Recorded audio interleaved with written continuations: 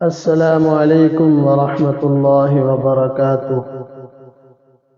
سورۃ المزمل کے فضائل اور فوائد۔ سورۃ المزمل قرآن پاک کی 73ویں سورہ ہے۔ نبی کریم صلی اللہ علیہ وسلم کا ارشاد ہے کہ جو کوئی اس سورت کو مصیبت کی حالت میں پڑھے گا اللہ اس کی مصیبت کو دور فرما دے گا۔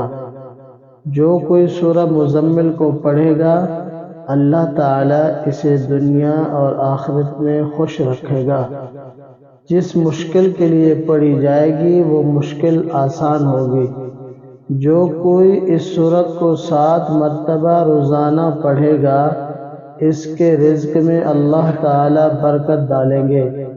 اگر کوئی مسئلہ حل نہ ہو رہا ہو تو 40 روز بلا ناغہ تنہائی میں 40 مرتبہ پڑھے۔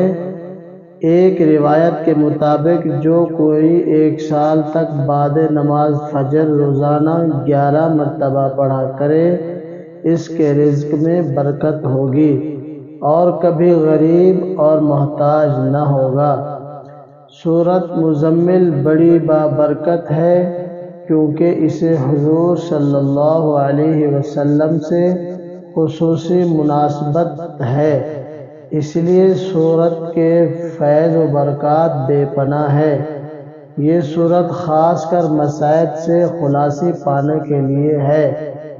مشکلات کے آسان ہونے، افلاس کے دور ہونے اور روزی کے فراغ ہونے اور نیک اعمال کی طرف راغب ہونے کے لیے بہت مفید ہے۔